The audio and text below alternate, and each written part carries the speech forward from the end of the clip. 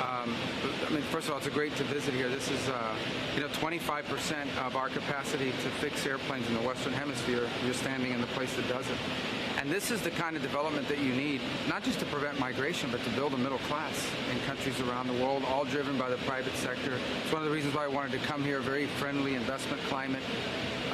President Bukele, who I've known for a long time, has done an excellent job of providing security and stability. This would not be possible without that. And has invited not just the existence of these companies, which have been here for a long time, but its growth, its expansion. And if you look at the jobs, these are the kinds of jobs we want to be creating in the United States as well. These are great, good-paying jobs, skills, and it's the kind of thing that you hope to see more of, but all over the hemisphere. So it's a great, impressive place to visit. Es impresionante estar aquí hoy. Este es un sitio que el 25% de la capacidad de arreglo de aviones existe aquí en el hemisferio.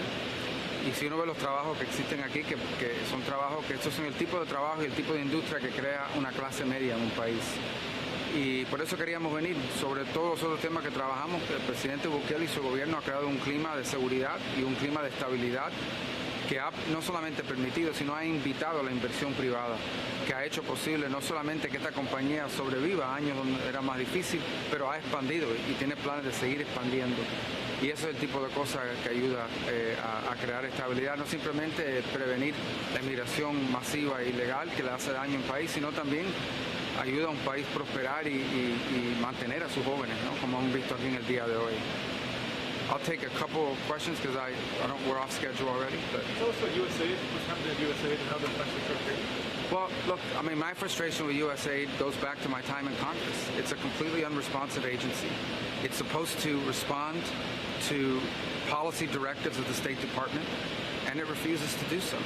So the functions of USAID, there are a lot of functions of USAID that are going to continue, that are going to be part of American foreign policy, but it has to be aligned with American foreign policy. I said very clearly during my confirmation hearing that every dollar we spend and every program we fund, that will be aligned with the national interest of the United States. And USAID has a history of sort of ignoring that and deciding that there's somehow a global charity separate from the national interest. These are taxpayer dollars. And so I'm very troubled by these reports that they've been unwilling to cooperate with people who are asking simple questions about what does this program do, who gets the money, who are our contractors, who's funded. And that sort of level of insubordination makes it impossible to conduct the sort of mature and serious review that I think foreign aid writ large should have. We're spending taxpayer money here. These are not donor dollars. These are taxpayer dollars. And we owe the American people the assurances that every dollar we are spending abroad is being spent on something that furthers our national interest. And so far, a lot of the people that work at USAID have just simply refused to cooperate. Are you currently in charge of USAID, or are you acting? I'm the acting director of USAID. I've delegated that authority to someone, but I stay in touch with him. And again, our goal was to go in and align our foreign aid to the national interest. But if you go to mission after mission and embassy after embassy around the world, you will often find that in many cases, USAID is involved in programs that run counter to what we're trying to do in our national strategy with that country or with that region. That cannot continue. USAID is not an independent, non-governmental entity. It is an entity that spends taxpayer dollars, and it needs to spend it, as the statute says, in alignment with the policy directives that they get from the Secretary of State, the National Security Council, and the President. And it's been 20 or 30 years where people have tried to reform it, and it refuses to reform. It refuses to cooperate. When we were in Congress, we couldn't even get answers to basic questions about programs. That will not continue. That's not going to continue. Elon Musk is called a terrorist organization. Do you believe that? I've articulated to you my challenges with it, and they go back to my time in Congress. Okay, we would ask them questions. Who does this program fund? Who gets the money? We won't tell you. We don't need to tell you. We're apolitical.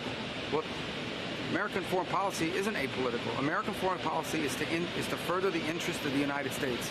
If someone wants to spend apolitical dollars, they should spend private dollars, go start a charity, and you can fund anyone you want. But if you're going to spend taxpayer money, then you need to spend it in furtherance of the national interest of the United States. That's exactly what I said at my confirmation hearing. And this is not my frustration. This frustration has existed now for almost a quarter century, and multiple administrations that have gone through this challenge. It's going to stop and it's going to end. Can you tell us a little bit about the canal conversation you had with the Panamanian president yesterday?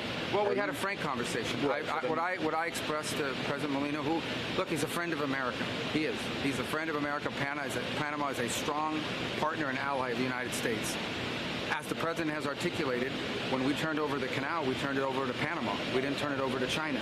So you get there, and the Chinese control both entries to the port. Both entries to the port.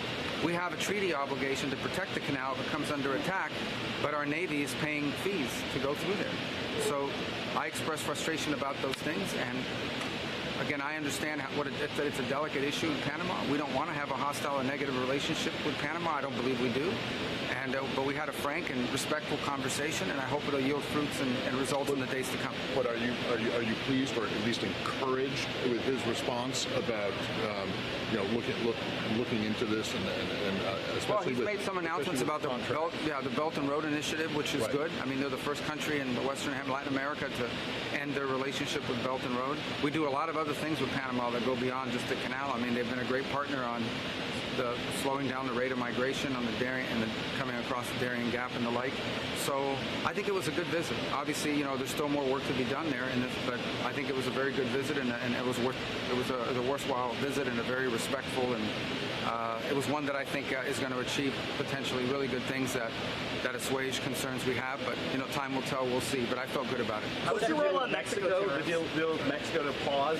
Can you talk about? Well, they're going to send 10,000. Yeah, they're going to send 10,000 border agents. The president's expressed his frustration with the flow of fentanyl and illegal migration. So that's a good step. So the president, I think, has extended it by another month. And I wasn't on the call, but my understanding it was a good call with President Sheinbaum. And we want to have a good partnership with Mexico. They'll always be our neighbor,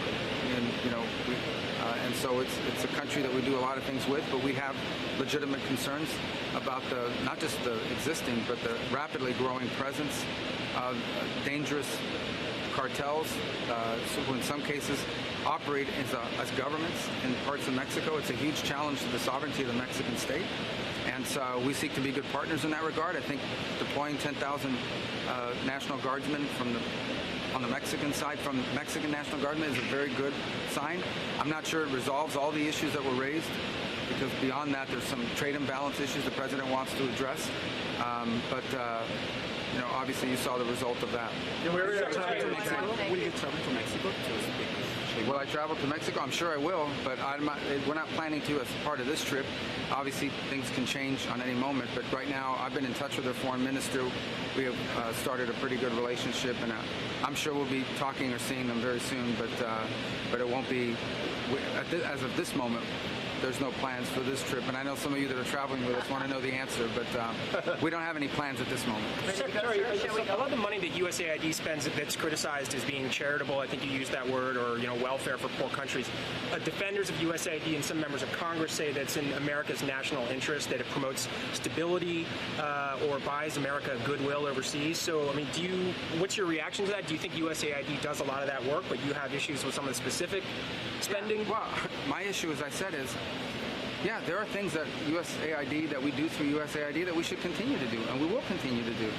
But everything they do has to be in alignment with the national interest in the foreign policy of the United States. And the attitude that USAID has adopted over the years is, no, we are independent of the national interest. We fund programs irrespective of whether it's aligned or not aligned with the foreign policy. That's ridiculous. These are taxpayer dollars. Every penny that we spend in foreign aid needs to be in furtherance and aligned with the national interest in the foreign policy of the United States. So this is not about ending the programs that USAID does per se. There are things that it does that are good, and there are things that it does that we have strong questions about. It's about the way it operates as an entity. And they're supposed to take direction from the State Department, policy direction. They do not. Not only do they not take policy direction, they're completely uncooperative. When you ask questions, when you try to go in and find out, okay, what does this program do? Who's getting the money? Why was this funded? Why are we doing this? Why aren't you coordinating with the embassy or the State Department? Their attitude is, we don't have to answer to you because we are independent. We answer to no one. Well, that's not true, and that will no longer be the case. All right, thank you, guys.